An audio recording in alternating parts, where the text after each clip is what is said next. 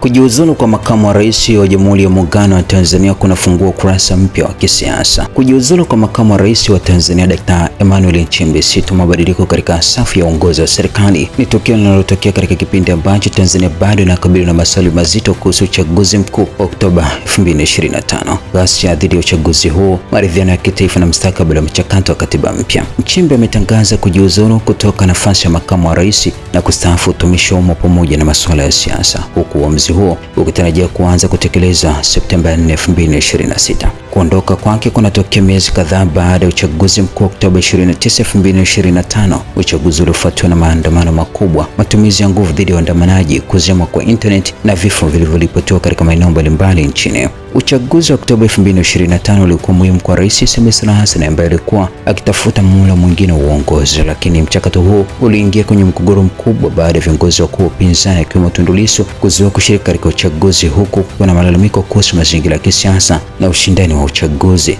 Siku ya uchaguzi, maandamano yalizuka katika miji kadhaa. Serikali ilichukua hatua za kiusalama, ikiwemo kuweka amri ya kutotoka nje katika miji kama Dar es Salaam na kuzuia huduma za intaneti kwa kipindi fulani. Umoja wa Mataifa uliripoti vifo, huku mashirika ya haki za binadamu na vyombo vya habari vya kimataifa vikieleza wasiwasi kuhusu matumizi ya nguvu pamoja na ukiukwaji wa haki za binadamu. Kwa serikali, hatua hizo zilihusishwa na kurejesha utulivu pamoja na kulinda usalama, na hapo ndipo mjadala wa Tanzania ukaanza kuhamia kutoka kwenye swali la nani alishinda uchaguzi. Tanzania inahitaji kufanya nini ili kurejesha imani ya wananchi katika mfumo wa kisiasa? Miezi iliyofuata baada ya uchaguzi mkuu Oktoba 29, 2025, serikali ilianza kuchukua hatua kuelekea kuchunguza matukio ya baada ya uchaguzi. Tume iliyoundwa kuchunguza vurugu hizo ilipendekeza mchakato wa maridhiano ya kitaifa, uchunguzi zaidi wa makosa ya kijinai na kuharakisha kwa mchakato wa katiba mpya, ukiwa na lengo la kukamilisha mchakato huo ifikapo mwaka 2028. Kwa upande mmoja, kuna wito wa kuangalia mbele na kuijenga Tanzania yenye umoja. Kwa upande mwingine, waathirika na familia zao wanataka ukweli kuhusu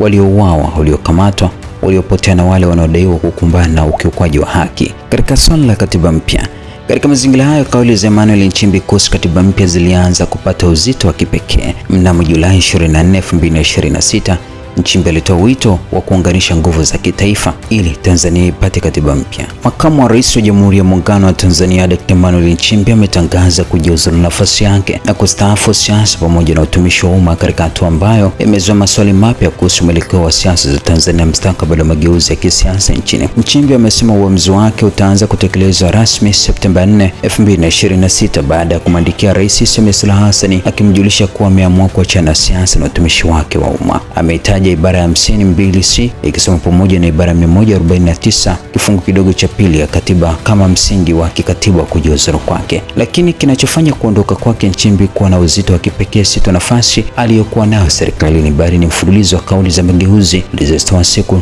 na wiki chache kabla ya uamuzi huo. Piganeni katiba mpya.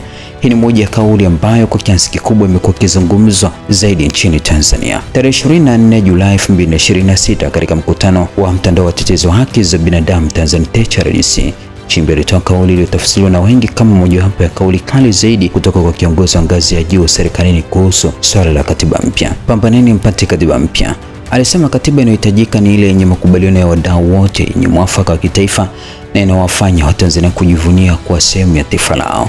Kauli hiyo ilizua mjadala mpana kwa sababu ilitoka kwa mtu aliyekuwa makamu wa rais wa Jamhuri ya Muungano wa Tanzania ndani ya mfumo ule ambao kwa miaka mingi umekuwa ukikabiliwa na shinikizo kutoka kwa vyama vya upinzani, mashirika ya kiraia na wanaharakati kuhusu hitaji la katiba mpya. Kwa baadhi ya wachambuzi, Nchimbi alikuwa akizungumza lugha ambayo imekuwa ikisikika zaidi kutoka kwa wanaharakati na upinzani kuliko kutoka ndani ya kilele cha serikali. Wiki chache baada ya wito huo, Nchimbi ametangaza kuondoka katika siasa. Katika taarifa yake leo amesema mwaka 2025 alipokuwa akipewa nafasi ya makamu wa rais, aliahidi Rais Samia Suluhu Hassan angemsaidia kwa uwezo wake wote na kwa uaminifu mkubwa, lakini pia akamwahidi kuwa kama rais angehitaji makamu mwingine angeachia nafasi hiyo. Nchimbi amesema amefikia hitimisho kwamba Rais Samia anatamani mabadiliko, hivyo ameamua kutimiza ahadi yake. Ni mabadiliko gani ambayo Nchimbi ameyazungumzia? Je, ni mabadiliko ya mtu katika nafasi ya makamu wa rais pekee au ni sehemu ya mabadiliko mapana zaidi ya kisiasa ambayo Tanzania inaweza kuyashuhudia?